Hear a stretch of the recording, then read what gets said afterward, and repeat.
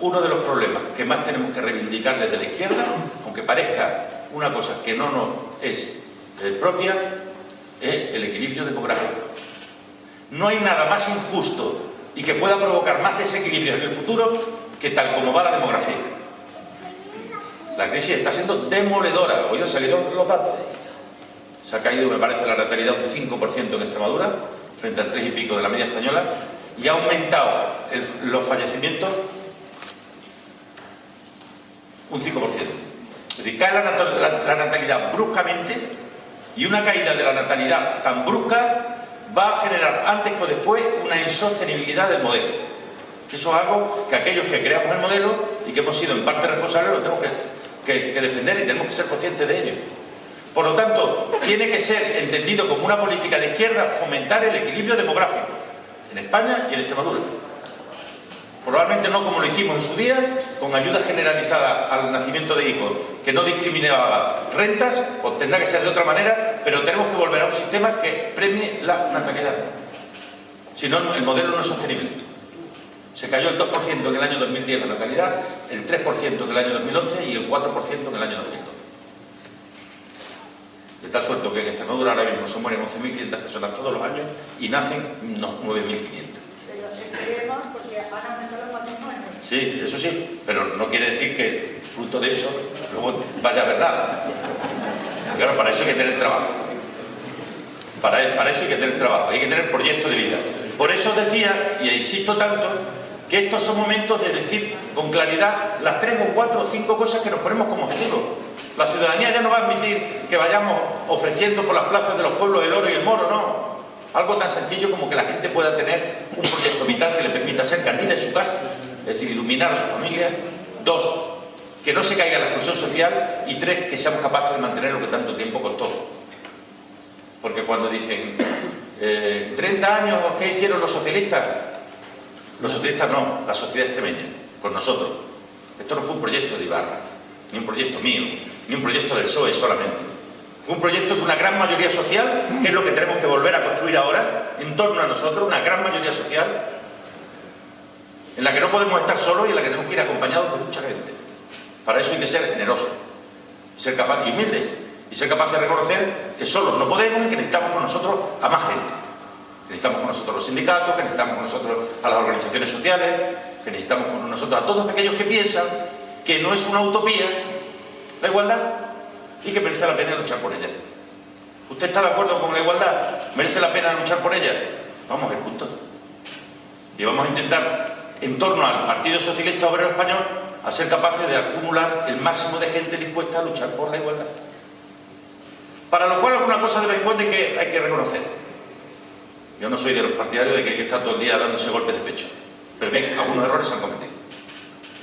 Y yo creo que el cambio de la Constitución sin pedir autorización a los ciudadanos y sin referéndum de algo tan importante como es la estabilidad fiscal, sin acordarse de la estabilidad social, es o fue un error que a gente, una parte del electorado de izquierda, es difícil que lo entienda. Tenemos que preocuparnos, por tanto, por esa vía y por la vía de profundizar en la democracia en nuestro país. La democracia en nuestro país necesita otro avance hacia adelante. Y cada vez que ha habido avance hacia adelante siempre ha sido el Partido Socialista el que lo ha hecho. Cuando hubo que hacer calles más grandes para que se convirtieran en avenidas por las que cupiéramos todos, derechos civiles, derechos de ciudadanía, tuvo que ser el PSOE que lo hiciera. Ahora que viene el momento de mejorar la participación ciudadana, debe ser el PSOE el que lo haga. Empezamos hace años con las primarias, vamos a pasar ahora a hacer las primarias abiertas para la elección de candidatos y tenemos que dar paso en proponer cosas que sean valientes.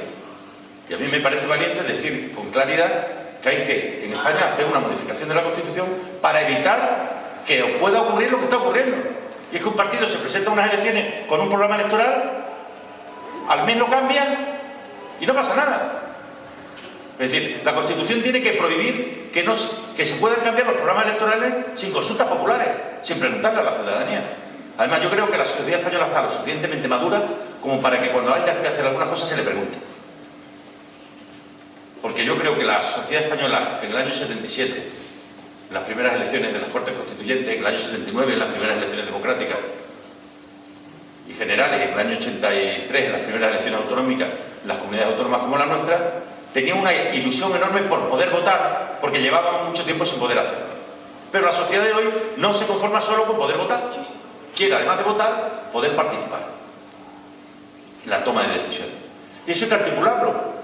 Eso significa cambiar nuestro modelo de partido, no. Significa adaptar nuestro modelo de partido para que el viejo PSOE no se convierta en un PSOE viejo.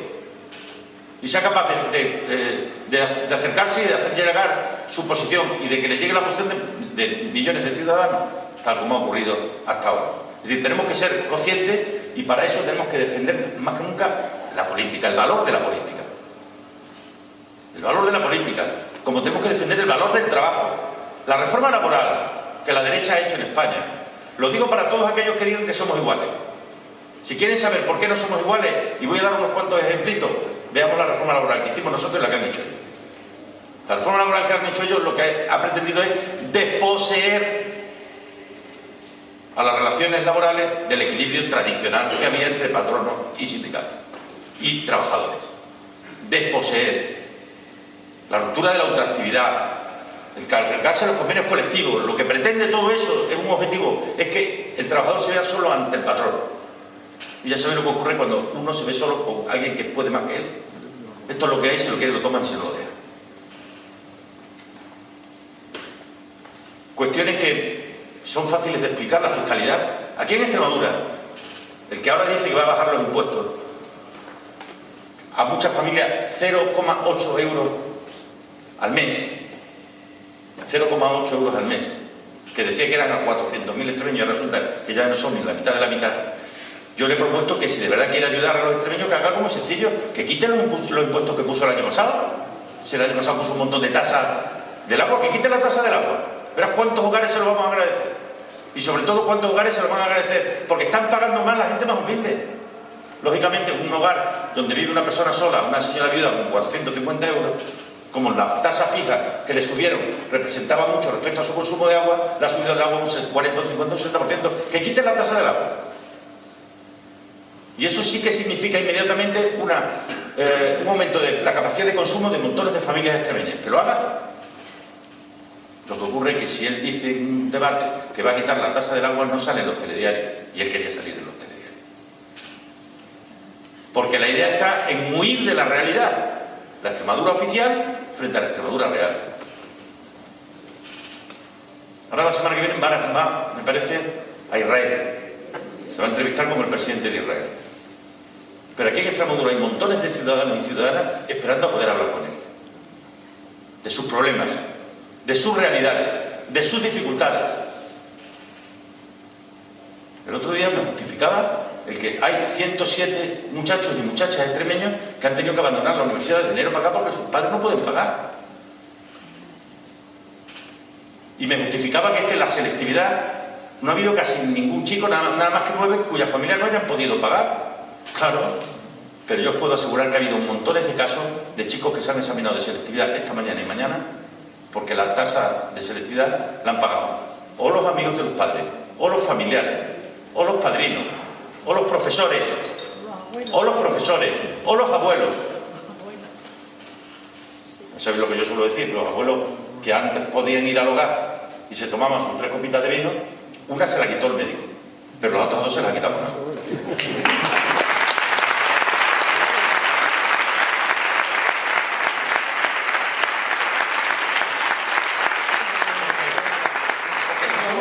Si somos conscientes de eso, es decir, cuando nosotros tuvimos que hacer una reforma fiscal en Extremadura, ¿dónde fuimos a buscar el dinero?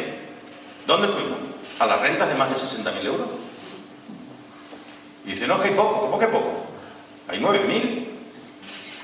Y de hecho conseguimos lo que queríamos, que era, en vez de cerrar los puntos de atención continuada o quitar los celadores de los pueblos, le pusimos una renta mayor a aquellos que la podían pagar. Un punto a los de más de 60.000, otro punto a los de más de 80.000 y otro punto más a los de más de 120.000. Y a las transmisiones patrimoniales le subimos hasta el 10% para las transmisiones de más de 600.000 euros, que hay unas pocas aquí en Extremadura, ¿eh? Bueno, pues, ¿cómo vamos a ser iguales los que hacemos esa fiscalidad que los que cuando han llegado, la fiscalidad que han hecho ha sido ponerle una tasa del agua a los hogares más humildes? ¿Cómo vamos a ser iguales? No podemos ser iguales. ¿Cómo vamos a ser iguales los que quitamos, los que pusimos que los que quitan? los que abrimos los centros de atención continuada que los que lo han quitado, los que pusimos las clases de refuerzo de atención a la diversidad en la educación que los que la han quitado. ¿Cómo vamos a ser iguales los que hemos recurrido al Tribunal Constitucional cuando el PP ha quitado derechos que los que, como el PP, recurrían cuando nosotros los poníamos? ¿Cómo vamos a ser iguales? Porque esa es la realidad de lo que ha ocurrido. Cada vez que el PP va al Tribunal Constitucional es porque el PSOE ha puesto algo. Y cada vez que vamos nosotros porque el PP lo ha quitado. Pues no podemos ser iguales por mucho que se empeñen. Que no lo hemos sabido a lo mejor vender bien, cierto. Que en algún momento no hemos sabido explicar qué era lo que había detrás de lo que estábamos intentando hacer, cierto. Pero ahora viene el tiempo de, con paciencia, hablar con la gente. ¿Que no tenemos medios de comunicación? Ya lo sabemos. Pero tampoco los había al inicio de la democracia. ¿Y qué hacían los compañeros y las compañeras? ¿Qué hacían, compañeros? Patear a los pueblos. Exactamente. Pues volvamos al casa a casa y puerta a puerta. Y a explicar, y a explicar, y a hablar, y a estar cerca de la gente, y a contarles lo que pensamos. Y a que nos vean siendo como la gente quiere que seamos, siendo gente sencilla, gente humilde, que se nos quite de la cabeza algunos delirios de grandeza que en algunas ocasiones hemos podido tener, que reconozcamos que algunas veces hemos podido cometer errores. Yo lo digo, aunque pueda parecer una tontería, pues no, creo que no lo es. Yo creo que un presidente de la Junta con un Audi A8 por los pueblos es una cosa que no pega. Y yo lo hice y me equivoqué. ¿Por qué? Porque te aleja de la ciudadanía, te aleja de la gente. Si tú no eres así, y yo puedo asegurar que yo no era así, ¿qué hacemos montado un cochazo de eso? Te hace abrir un abismo entre la gente, entre la ciudadanía y tú. Y algo que no podemos ni debemos olvidar. Estos 30 años han servido por encima de todo para que hoy seamos más iguales de lo que antes éramos. Esta es una sociedad más libre y más justa. O por lo menos lo era hasta hace 2 años. Y es una sociedad más justa porque tenemos una educación que ha permitido darle la vuelta completamente a la tortilla. Hace 30 años, el 80%, compañeros y compañeras, para los más jóvenes que estáis aquí, el 80% de la región estaba compuesta por hombres y mujeres analfabetos, o que solo sabían leer y escribir, porque solo tenían los estudios primarios. Hoy el 57, casi el 60% de la población tienen estudios medios y superiores. No me voy a ir muy lejos. Hoy he tenido la suerte de ver la cooperativa de Santa Marta. La comparamos con lo que había hace 30 años, que me lo han estado contando, y tiene unas instalaciones de las más modernas, si no la más moderna de España, en el tema del aderezo. Yo me he quedado flipado. Porque ahí es donde está el secreto, ¿eh? Ahí está el secreto. Para ser más competitivo. Como hay que vender en muchos mercados, aunque como ellos me decían, eso hace que ahora tengas que regatear con muchos mercados y con muchos intermediarios, la verdad es que con innovación y con tecnología se es competitivo. Por 2 razones. Primero, porque haces y consigues el producto mucho más competitivo, pero además porque puedes ofrecer más calidad y porque puedes garantizar cosas como la trazabilidad, la seguridad alimentaria, que en estos tiempos son tan importantes para los nuevos mercados que nos quieren comprar. Es decir, las normas que tienen en el norte de América no son las que tenemos aquí, y para abrirte las puertas tienes que cumplir una serie de requisitos. Pues yo me venía contento porque digo, oye, una cooperativa con 600 personas que forman parte tan importante de la economía de este pueblo, de la tierra de barro, está haciendo las cosas bien. ¿Quién la ha hecho? Ellos. Yo voy a venir a apuntarme tanto, ninguno. La han hecho ellos. Algunos les hemos acompañado durante todos estos años. Pero el trabajo fundamental han sido los cooperativistas, que son los de que cada uno ahora debe 3 millones de pesetas. Y los tienen que ir amortizando. Pero lo han ido haciendo sin tener que desembolsar de una manera muy razonable. Es decir, me voy encantado. Porque sé que a pesar de las dificultades la gente está intentando seguir haciendo las cosas bien. Y el camino solo es uno. El camino solo es uno, que es de hacer las cosas bien. Y luego, frente a aquellos que tengan una visión de la política frentista, frente a los que tienen una visión de la política frentista, yo os digo que la mayor parte de la ciudadanía lo que hoy está queriendo es compromiso, compromiso y compromiso. Menos propaganda y más compromiso. Compromiso, trabajo e ideas. Y eso es a lo que nos tenemos que dedicar. Y donde un ciudadano tenga un problema, aquí estamos nosotros intentándolo arreglar. Si podemos, lo arreglamos. Si podemos, lo intentamos. Y si no podemos, lo hemos intentado. Pues ya digo que ahora estamos en una etapa, en un momento de nuestras vidas, de la vida de esta tierra, de este pueblo, de este país, en el que no estemos esperando milagros, estemos esperando trabajo, constancia y pasión con lo que se hace, con lo que cada uno de nosotros hacemos.